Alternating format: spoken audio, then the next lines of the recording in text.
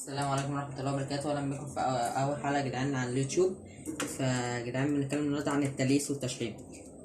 في واحد النهاردة جاب لي عصفورتين دولت، تمام، ومليسين زي ما انتوا شايفين كده.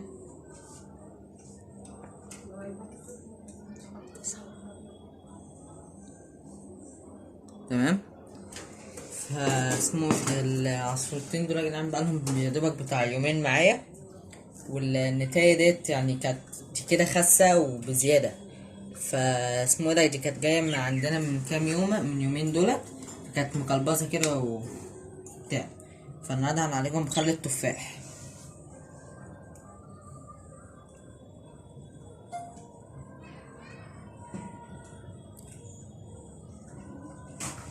تمام يا جدعان، بيتحط 5 نقط في المسقة.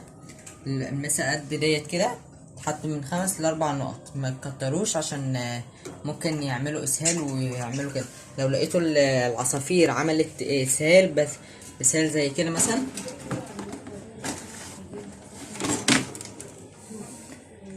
تمام، ده مش يا جدعان مش من الاسهال دوت، بيبقى دهون بينزلوها على هيئة الاسهال دوت. ان هو طبعا الدهون ديت مش هتروح في الاسهال، مش هتروح في حتة تانية طبعا.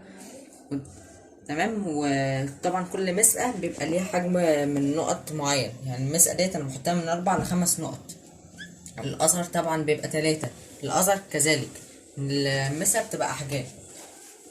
بس كده يا جدعان، ومتنسوش تعملوا سبسكرايب للقناة، وتعملوا لايك للقناة، وتعملوا تفعيل الجرس. السلام عليكم ورحمة الله وبركاته.